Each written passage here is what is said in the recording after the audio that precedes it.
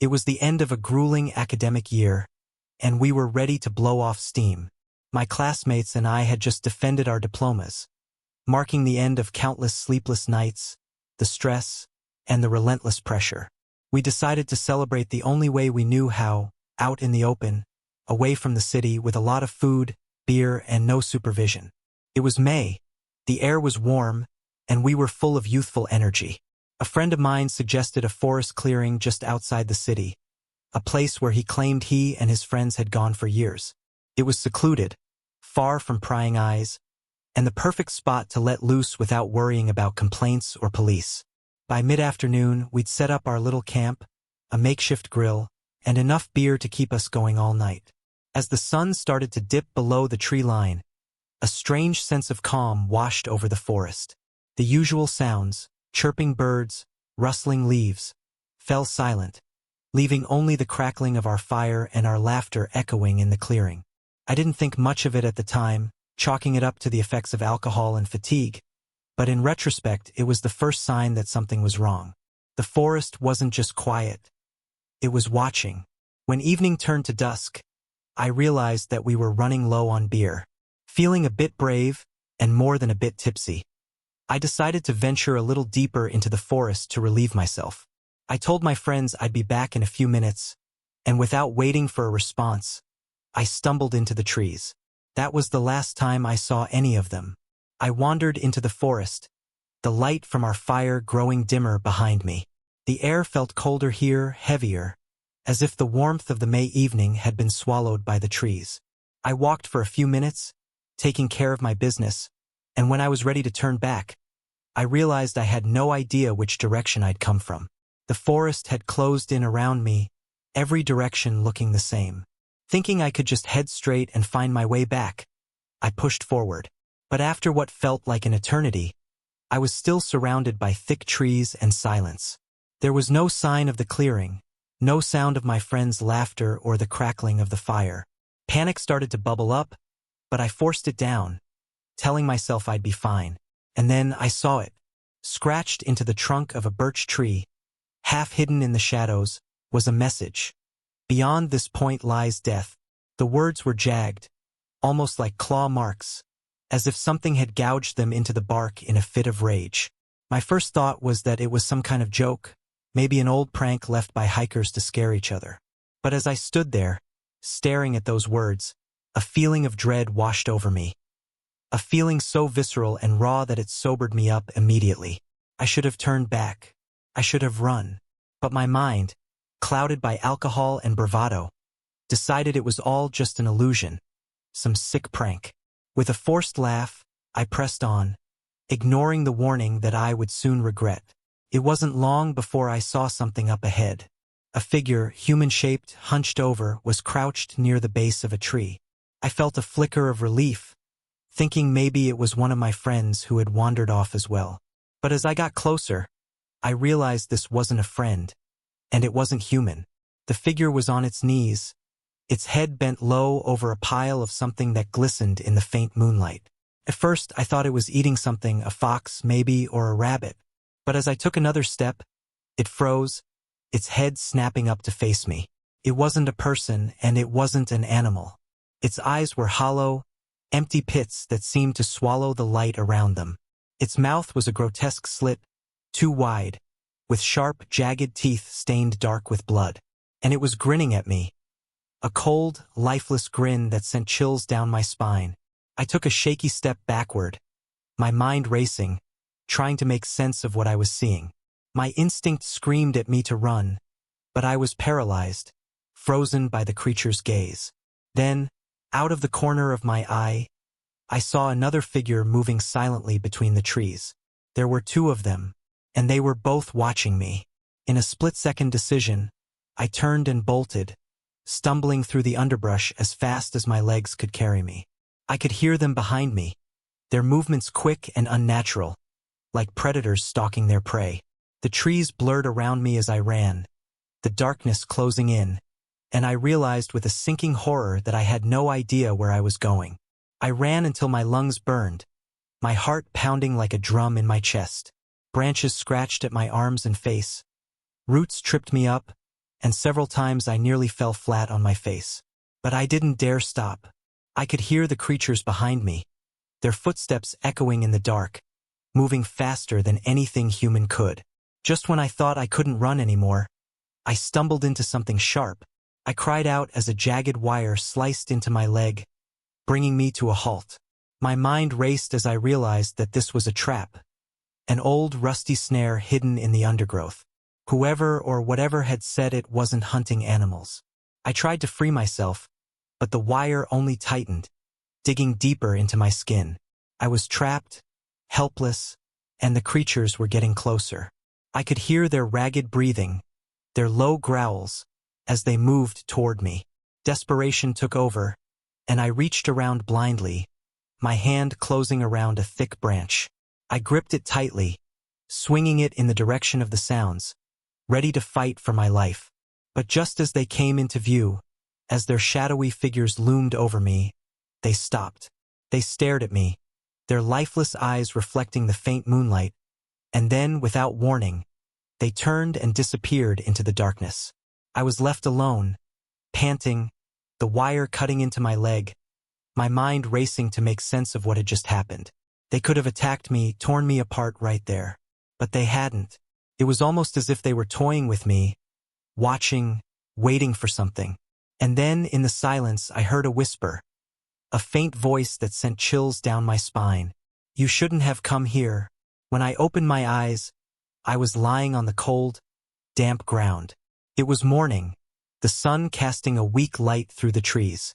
My head throbbed, and my body ached as if I'd been beaten. For a moment, I thought it had all been a dream, a drunken nightmare brought on by too much beer and not enough sleep. But as I tried to move, pain shot through my leg.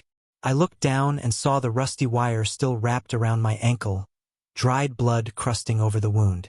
I wasn't alone, though.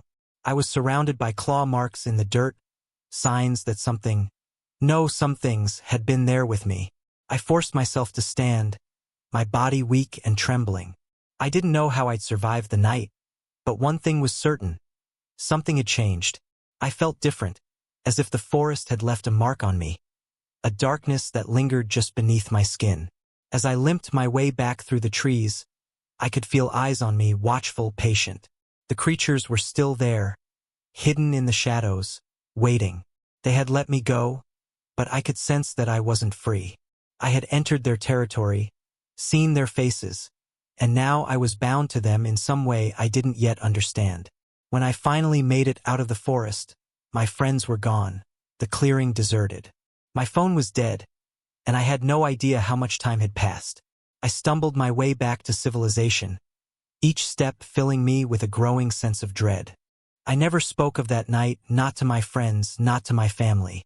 But even now, years later, I still feel the pull of the forest. I see shadows moving at the edge of my vision, hear faint whispers calling me back. And sometimes, in my dreams, I see their faces, waiting for me, their lifeless eyes reflecting the light of the moon. Because I know, deep down, that one day I will have to return. And when I do, I may not come back. Days passed, then weeks. I returned to my normal life, but I felt like a stranger in my own skin. That night in the forest had changed something within me, something I couldn't quite place. I thought the feeling would fade with time, that the terror would be forgotten like a bad dream. But the opposite happened. The shadows began to follow me. It started subtly.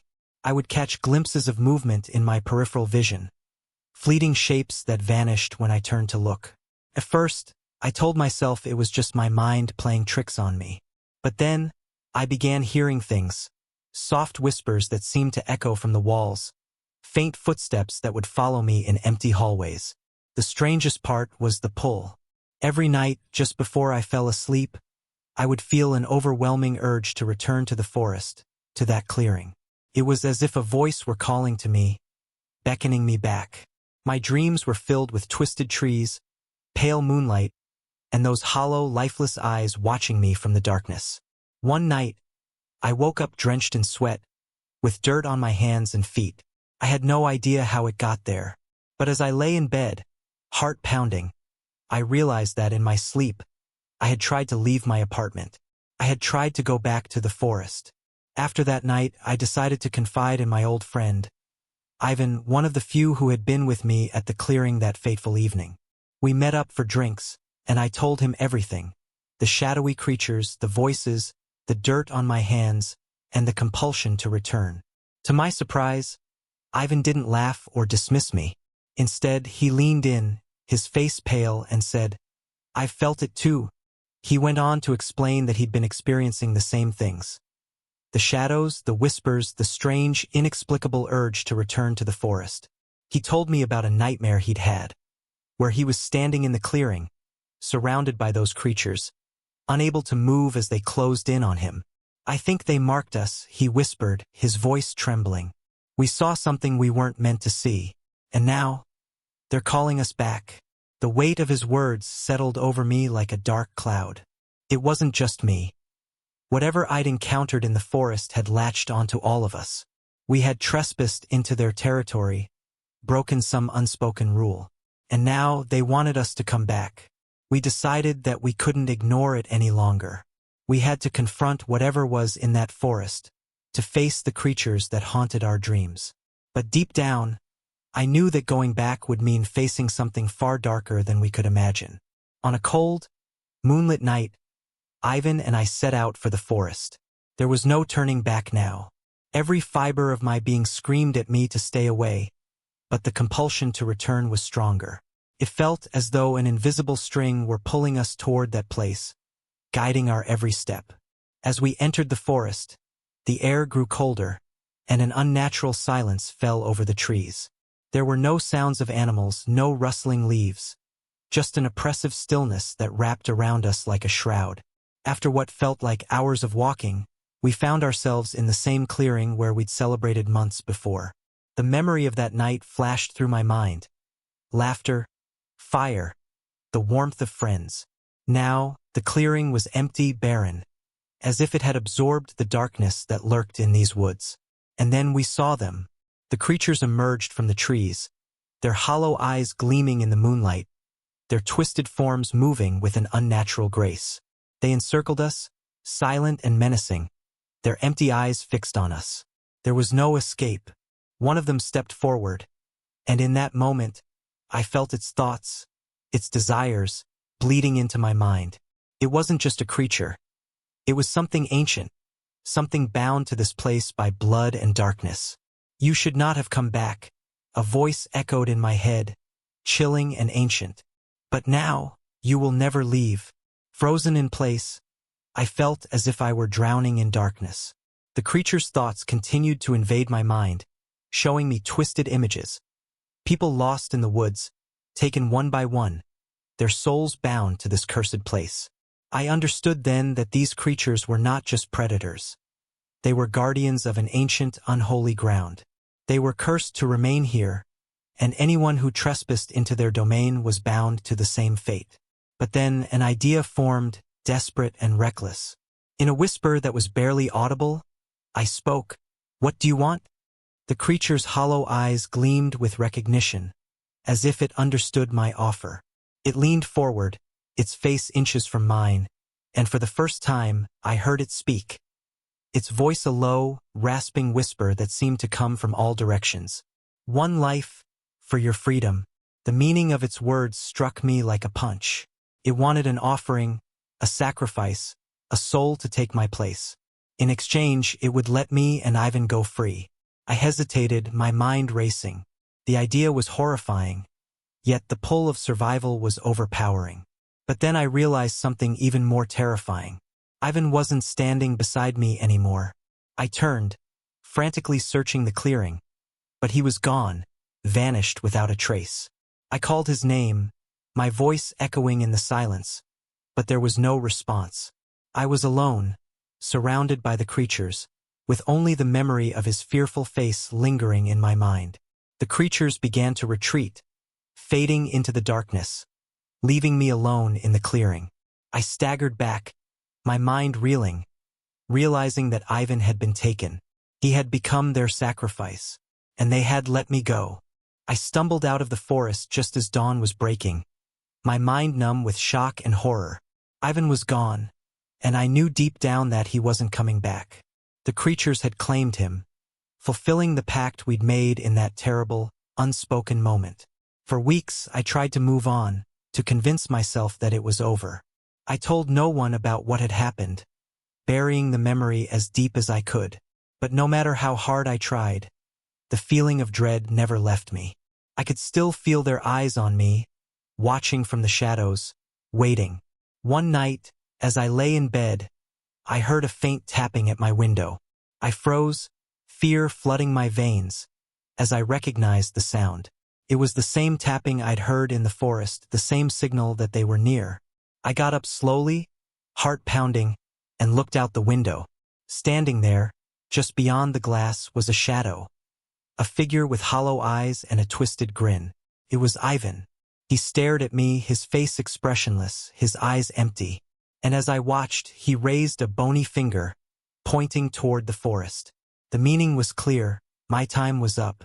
The pact I'd made wasn't a permanent release. It had simply bought me time. Now they had come to collect. With a sinking feeling, I realized that I couldn't escape. The forest had claimed me the moment I stepped into that clearing, and no matter how far I ran, no matter how hard I tried, I would never be free. The next night, I felt the pull again. The same irresistible urge to return to the woods, to walk down that dark path one last time. This time, I knew I wouldn't come back. As I left my house and headed toward the forest, I felt a strange sense of calm. The creatures were waiting for me, their hollow eyes glinting in the shadows, their twisted forms blending into the trees. They welcomed me as one of their own, as I stepped into the darkness, knowing that I would be bound to that place forever. In the quiet of the forest, I joined the shadows, my fate sealed. And as the years passed, I became part of the legend. A whisper on the wind, a shadow that haunted the edge of the trees, waiting for the next soul foolish enough to venture into the forest at night.